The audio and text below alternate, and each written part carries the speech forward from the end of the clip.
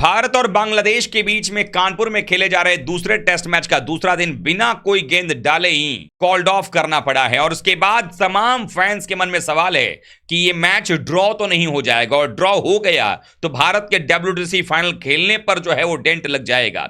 लेकिन मैं आपको बताने वाला हूं इस वीडियो में कि आखिरकार क्यों नहीं होगा भारत और बांग्लादेश के बीच में यह मुकाबला ड्रॉ। रोहित ने एक ऐसी प्लान बनाई है जिसकी वजह से भारत को बचे हुए 3 दिनों में ही मिलने जा रहा है महाजीत। 2-0 से बांग्लादेश का हम करने जा रहे हैं संपूर्ण सफाया। क्या है पूरी कहानी, वो कहानी क्या है 294 ओवर्स की, और कैसे भारत लेगा पूरा का पूरा इस गेम को अपनी मुट्ठी में, सब कुछ आपको हम बताएंगे इस वीडियो में। तो वीडियो को पूरा देखिएगा, पसंद आए तो लाइक कीजिएगा, शेयर कीजिएगा दोस्तों में, और चैनल पर पहली बार आए हैं तो क्रिक रोस्ट की फैमिली में सब्सक्राइब बटन दबा करके अभी शामिल हो जाएगा। चलिए वीडियो को शुरू करते हैं। तो जैसा कि आप सब जानते हैं कि कानपुर में दूसरा टेस्ट मैच चल रहा है। पहले दिन का खेल सिर्फ 35 ओवर का रहा, लेकिन उसमें 107 रन बांग्लादेश ने बनाए तो 3 विकेट हमने निकाल दिए। दूसरे दिन उम्मीद की जा रही थी कि अगर कुछ भी होता है खेल तो भारत 30-35 ओवर में जरूर बांग्लादेश को ऑल आउट कर लेगा, क्योंकि कंडीशंस वैसी बन रही हैं। लेकिन दूसरे दिन भी बारिश रुकी, 2-3 घंटे के लिए रुकी, लेकिन उसके बावजूद भी मैदान को तैयार नहीं किया जा सका, और उसके बाद आने वाले समय में भी बारिश की संभावना थी। तो ऐसे में ये मैच दूसरे दिन बिल्कुल कॉल्ड ऑफ कर दिया गया। हालांकि जो सुपर सॉपर्स थे वो चलाए जा रहे थे, ग्राउंड्समैन अपना काम कर रहे हैं, और उम्मीद ये की जा रही है कि रात में बारिश नहीं हुई अगर, तो तीसरे दिन ये खेल अपने टाइम पर शुरू हो पाएगा। और उसका एक फायदा ये मिलेगा कि तीसरे दिन भारतीय टीम के गेंदबाजों को अर्ली स्टेज में पहले सेशन में बांग्लादेश को निपटाने का एक शानदार सुनहरा अवसर होगा। अब कैसे है मैं आपको वो बताता हूं, और क्या है वो रणनीति रोहित शर्मा की जिसकी वजह से बचे हुए 3 दिन में ही भारत को मिलने वाली है महाजीत, वो मैं बताने जा रहा हूं। दरअसल आप सबने देखा जिस पिच को लेकर किचकिच किया गया, टॉस जीतकर भारतीय कप्तान ने पहले बॉलिंग लिया, उसमें अगर देखें तो 35 ओवर में 3 विकेट भारत ने निकाला है। कोई भारत की खराब शुरुआत नहीं हुई है। हाँ, 107 रन जरूर बांग्लादेश ने बनाए हैं, लेकिन ये नहीं भूलना चाहिए कि अब इन 3 दिनों के अंदर में जब मैच शुरू होगा तीसरे दिन, तो उसके बीच में दूसरे दिन में बैटिंग करने के लिए जो दोनों नाबाद बल्लेबाज हैं बांग्लादेश के मुशफिकुर रहीम और मोमिनुल हक, वो बैटिंग के लिए आए नहीं।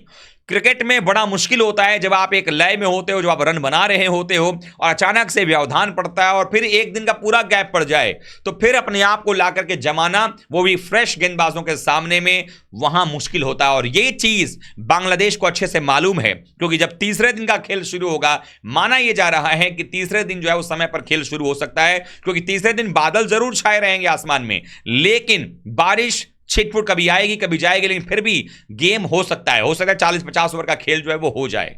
ऐसे केस में भारत अगर तीसरे दिन सिर्फ बांग्लादेश को निपटा लेता है, और चूंकि आपको फिर से आकर बल्लेबाजों को निगाह जमानी होगी, और हमारे पास बुमराह और आकाशदीप के रूप में एक अच्छे 2 गेंदबाज हैं जो कि आकर के बॉल डालेंगे, गेंद भी ज्यादा पुरानी नहीं है, मौसम भी साथ देगा। और जिस विकेट के टूटने की बात हो रही थी, जिस विकेट पर कहा जा रहा था भारत चौथी पारी में बैटिंग करेगा, बांग्लादेश हावी होगा, अब आपको मैं बताता हूं कि चौथी पारी अब भारत की नहीं होने वाली है। इस विकेट के ऊपर में चौथी पारी कह लीजिए, तीसरी पारी कह लीजिए, वो बांग्लादेश की होने वाली है, और उसी में निर्णय होगा इस टेस्ट मुकाबले का। अब देखें कैसे, चूंकि एक दिन पूरा विकेट पर से कवर हटाई नहीं है, तो जो घास थोड़ी बहुत 35 ओवर के बाद मरियल हुए होंगे, जो लग भी रहा होगा, जिनमें जान जा रही है, वो घास फिर से हरे हो गए होंगे। यानी कि वापस पहले दिन जो 35 ओवर का खेल हुआ है वैसा ही विकेट आपको होने वाला है अगले दिन भी। यानी तीसरे दिन भी अगर खेल जैसे शुरू होगा, तो कम से कम वहां तो ओपनर हुआ करते थे शादमान इस्लाम और जाकिर हसन, यहां मुशफिकुर रहीम और मोमिनुल हक, जिनको की ओपनिंग की आदत नहीं है,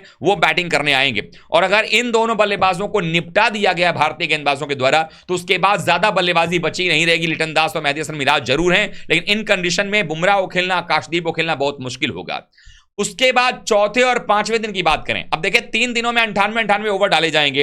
अब 98 ओवर जो है वो आधे घंटे अर्ली स्टार्ट करके और आधे घंटे डिले करके आप इसको पूरा कर सकते हैं 8 ओवर। 98 ओवर के हिसाब से अगर 3 दिन अगर आप कैलकुलेट करेंगे तो कुल मिलाकर के 294 ओवर होते हैं।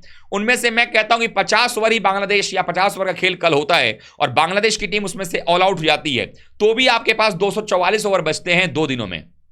और वो 244 ओवर पूरे होंगे। क्यों होंगे, उसके पीछे रीजन ये है क्योंकि आपके जो अगले 2 दिन होंगे, अगर उसमें देखा जाए तो बिल्कुल धूप है, चिलचिलाती धूप होने वाली है कानपुर में। और ऐसे में जो चौथे दिन का खेल होगा वहां सब कुछ रहेगा रोहित शर्मा के हाथ में, अपने हाथ में, इसलिए क्योंकि अगर बांग्लादेश की टीम अगले 60, 70, 80 रन बनाते बनाते और कोलैप्स भी करती हुई नजर आई है बांग्लादेश सीरीज के अंदर में, तो अगर ऐसा होता है तो हो सकता है 1.25 जाते जाते बांग्लादेश की टीम ऑल आउट हो जाए। इवन 200 ही बनाती है और ऑल आउट हो जाती है, तो फिर यह गेम सीधे भारत के हाथ में होगा, क्योंकि बचे होंगे पूरे 2 दिन। और टीम इंडिया अगर देखा जाए जिस तरीके से कल तीसरा दिन अगर होगा, उसमें अगर शाम बैटिंग करने आती है, कुछ रन बन जाते हैं, तो चौथे दिन भारतीय टीम की जो प्लानिंग है मैनेजमेंट की, वो यही है कि अब वो T20 खेलेंगे। चूंकि बचे होंगे 2 दिन, पारियां बची होंगी 3, एक बांग्लादेश की और 2 भारत की, तो भारत इसको T20 की तरफ भुनाएगा।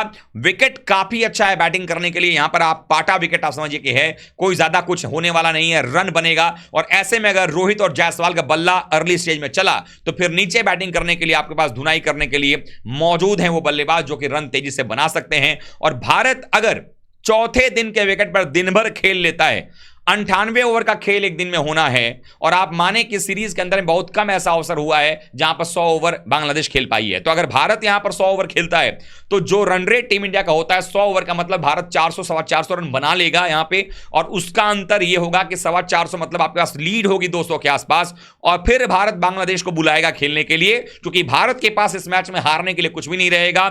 सिर्फ या तो अगर वो ड्रॉ होता है, अगर बांग्लादेश बचा लेता है 3 सेशन खेल के, तो ड्रॉ होगा, नहीं तो भारत जीतेगा। तो भारत की जीत को कोई इस मैच में रोक नहीं सकता है। ड्रॉ लास्ट ऑप्शन है, और उसके लिए यह होगा कि बांग्लादेश जब टीम बैटिंग करने आएगी, उनको वो 90-100 ओवर सर्वाइव करना पड़ेगा। और अभी तक बांग्लादेश की टीम इस सीरीज के अंदर में 100 ओवर सर्वाइव नहीं कर पाई है, तो उसका जीता जागता उदाहरण है यह सीरीज। और ऐसे में भारतीय टीम के पास पूरा मौका होगा कि उनके गेंदबाज चढ़ बैठे, और जो चौथी पारी भारत के लिए हो रही थी कि पिच टूटेगा, चूंकि धूप जो है वो हो सकता है कल भी हो जाए, और परसों तो धूप होगा ही होगा, यानी कि चौथे दिन टेस्ट मैच का धूप पूरी खिलेगी। जब उस पर मैच होगा, भारत जब बैटिंग करेगा, और दिन भर अगर 90 ओवर बॉल डाल दिया जाएगा, तो दरारें और फैलेंगी। और जो टर्न अश्विन को पहले दिन मिला था, वो अश्विन को टर्न और ज्यादा मिलेगा। जड्डू का बॉलिंग करना बाकी है, उनकी गेंदें खेलना इनके बाएं हाथ के बल्लेबाजों के लिए बिल्कुल बाएं हाथ का खेल नहीं है। तो ऐसे में भारत के पास मौका है इस मैच को जीतने का।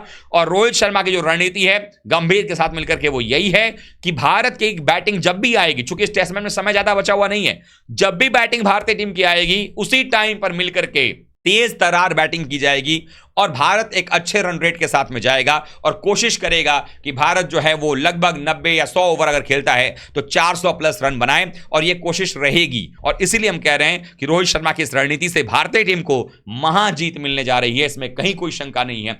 आप लोगों को क्या लगता है, इस मैच में ड्रॉ होने का नुकसान सबसे ज्यादा किसको है? क्या भारतीय टीम को इसका नुकसान है? क्योंकि WTC पॉइंट्स टेबल में भी जो है स्टेक लगा हुआ है, दांव है वहां पे लगा हुआ। तो अब देखते हैं क्या कुछ होता है, लेकिन ये भारतीय टीम इस मुकाबले को जीतने की अभी पूरी तरीके से दावेदार है। एक सेशन बांग्लादेश ऑल आउट, और अगर तीसरे दिन खेल 2 सत्र हो जाता है, 50 ओवर भारत खेल लेता है, तीसरे दिन 40 ओवर भी खेल लेता है, तो भारत निश्चित रूप से बांग्लादेश की लीड को या तो पाट देगा या तो उसके बहुत करीब पहुंच जाएगा। और ऐसे में चौथे दिन भारत के पास मौका होगा डिक्लेरेशन करने का, बांग्लादेश को वापस बैटिंग कराने का। और वो बांग्लादेश की भले ही दूसरी पारी होगी, मैच की तीसरी पारी होगी, लेकिन वो कहीं ना कहीं एक तरीके से चौथी पारी होगी इस मैच की, जो पिच के हालात होंगे उसके हिसाब से। आप क्या सोचते हैं कमेंट कीजिएगा, वीडियो को लाइक कीजिएगा, शेयर कीजिएगा, और चैनल पर पहली बार आए हैं तो क्रिकेट रोस्ट की फैमिली में सब्सक्राइब बटन दबा करके अभी शामिल हो जाइएगा। मिलते हैं एक बार फिर से, तब तक आप सभी का बहुत बहुत धन्यवाद। थैंक यू सो मच दोस्तों।